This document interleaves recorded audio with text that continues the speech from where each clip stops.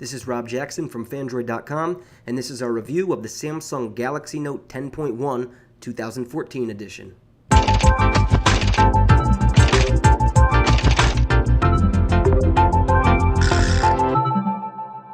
This year's Note 10.1 is much more solid and well built than years past. It's thinner, it's lighter, has smaller bezels, and adding to that premium feel this year is a new faux leather back with stitching that replaces the old plastic. And this is plastic too, but gives it more of a classic portfolio look. Opinions will vary. I happen to think it looks great. Doubling the pixel density from last year, the Note 10.1 now has a super clear LCD screen with 2560 by 1600 pixel resolution. Big improvement, and it looks amazing. On the front of the tablet, we've got a dedicated home button flanked by a menu button on the left and a back button on the right, and a light sensor and 2 megapixel camera are on the left of the Samsung logo.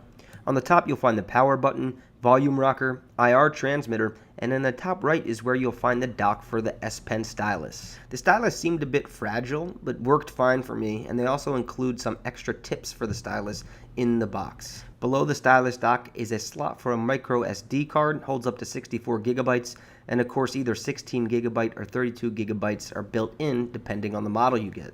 On the bottom of the tablet, you've got the micro USB 2.0 port. On the left, you've got the speaker grill and the 3.5 millimeter headset jack, and then there's another speaker on the opposite side. The Note 10.1 is packed with a 1.9 GHz quad-core processor, 3 GB of RAM, and an 8,220 mAh battery. Taking pictures with your tablet's ridiculous and should be outlawed, but if you've got thick skin, there's a mediocre 8 megapixel camera with LED flash. The experience is built around multitasking with the S Pen and a new 5-option Air command menu. This first option is called Action Memo, and it lets you write down a name, a phone number, an email address, a doodle, whatever, save it for later use, and then in some cases you can take action on it. So press the button and then save it directly into my address book. Scrapbooker is the second option, and it lets you save tidbits from around the web or from maps or apps, circle them, and then save them for later use. And you can also attach a memo or a little note to them. Screenwriter is the third option, and this will take a screenshot of absolutely anything, and then you write on the screen and either share or save your newly doodled image. We're working on the responsive theme for Fandroid.com, and here I am marking up our homepage, letting our developer know what's wrong, where the bugs are, and what to do, and now I can go ahead and directly share this with her. The fourth option is S-Finder, and it basically allows you to search across your entire device, your pictures, your memos, your scrapbook, and the web. So it's an all-in-one kind of search. Lastly, we got Pen Window, which allows you to open up one of a handful of apps on top of any screen. So it overlays everything. You can open up a number of them at a time. You can move them around, resize them. It's a pretty cool idea. I found it kind of laggy and buggy. It's much better than on the Note 3, but still has its problems. Much better than Pen Window, in my opinion, is Multi-Window, where you can open up a number of apps in the main screen and then drop another one in, and you've got this dual monitored split pane kind of action going on, and both still offer pretty huge full experiences. You can see here I am using Maps and browsing the web at the same time. You can do a lot of different combinations. In my opinion, if you're already multitasking and you want a third instance, that's when you use Pen Window.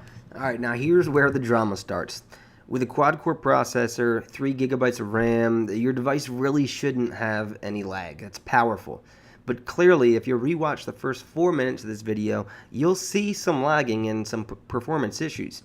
And when using the tablet day in and day out, it can become a noticeable irritation. Here we are in My Magazine, and this is where the lagging is the most noticeable. So I did a little test, and I experienced some multitask lag and S Pen lag, but when swiping through the home screens, it went really fast. Now pop into My Magazine and try the same thing. Yeah, that's not gonna work. That's pretty bad. The Galaxy Note 3 actually had this same exact issue. If you go really quickly through the home screens, beautiful. That's really lightning fast. Try the same thing on My Magazine, and no. So this is made by Flipboard, and the problem is probably more to do with Flipboard than it is to do with Samsung and their software and hardware. And I did experience some lag when using the Note 10.1 and multitasking here and there, but I just want to illustrate that I've had a slightly different experience than others. Some folks have also complained that one or both devices have taken 2 full minutes to open the gallery app or some ridiculous problem. I didn't have this problem with either device, so just wanted to show you guys video evidence of that. Both the Note 3 and the Note 10.1 opened up my galleries quickly, allowed me to browse through them with ease, and really I had no problem there. And we're just skimming the surface with what we've covered in this video. Check out our full review at Phandroid.com. There's a lot more information there.